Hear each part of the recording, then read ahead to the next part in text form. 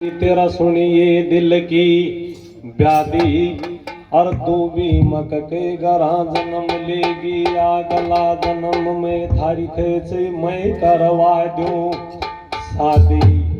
और अब पति की साथ सती वैवा को पर्ण कर ले तेरी उम्र बीती आदि और बढ़िया सुनिए बावली में तेरू कमल खिला दूं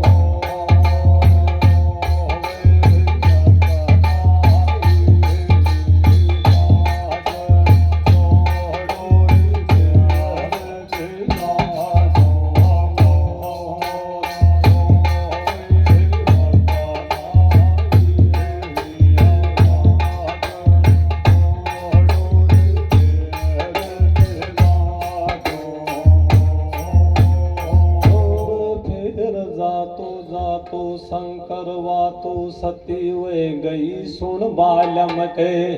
साथ और फिर जड़े अंतर ध्यान वे वाके लागे गुतर लोकी को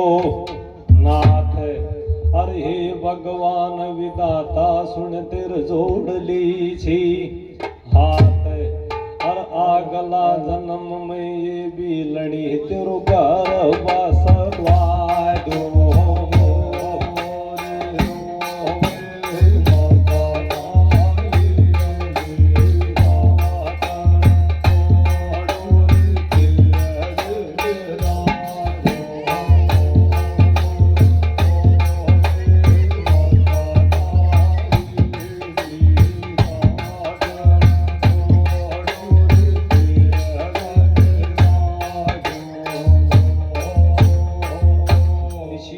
सिर भीलनी अपने पति को देख करके और आंखों के अंदर नीर वो आती है कि मेरा तो कोई दोष नहीं था,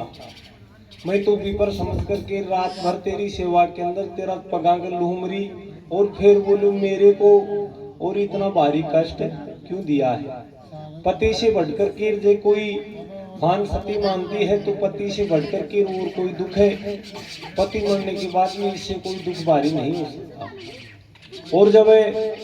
भीलनी की दशा को देख करके भगवान भोलेनाथ विपर के वेश को छोड़ते हैं और भगवान बोले आपका असली वेश में आहो रो मना बोलो फिर मैं रो के करूं या मेरी टीम ऐसी से मैं मेरो पेट गुजारो करे जी नित प्रतिदिन मैंने तो कोई दूसरा आदमी की तरफ आंख उठाकर भी नहीं देखा। भोलेनाथ ऐसी सती को देख करके एक बोलो अब तो बोली आवेगी सो तो वही, लेकिन जा मैं तेरे को वरदान देता हूँ अगले जन्म के अंदर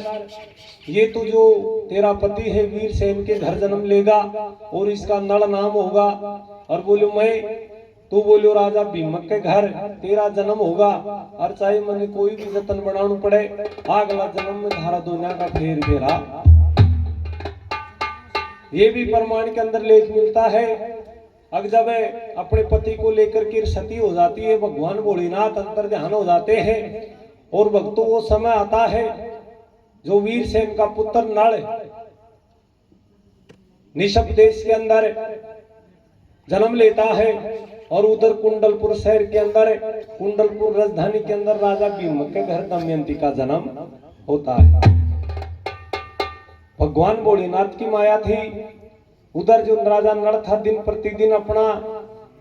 लाट चाव करते हैं, रंग महलों के अंदर रहना निवास करता है, पढ़ने लिखने की उम्र होती है, अस्त्र शस्त्रों के अंदर निपुण होता है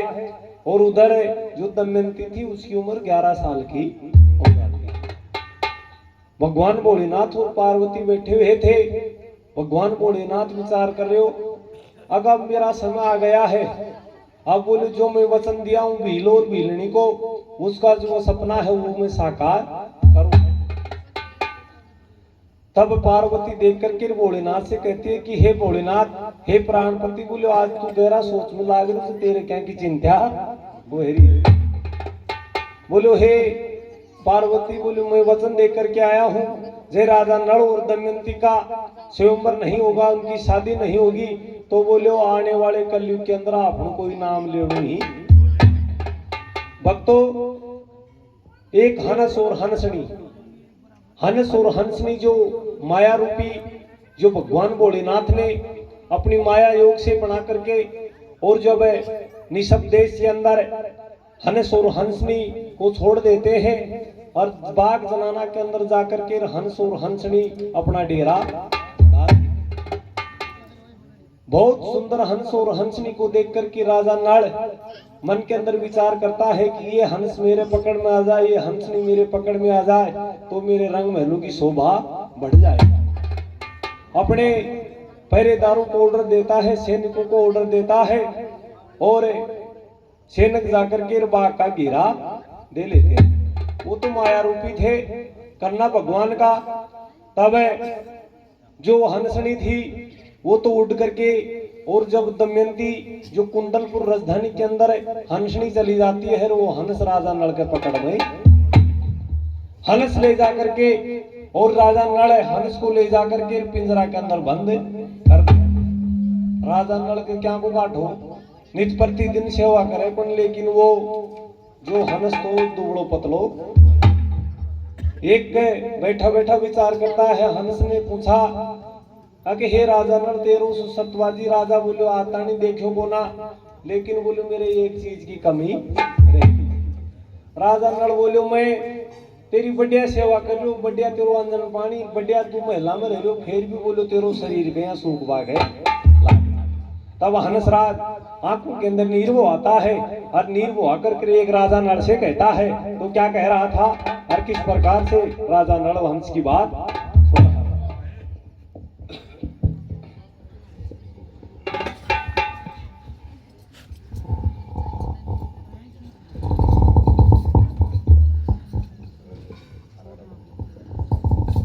हंसनी बिचट गई मेरो फूट गयो तगदी।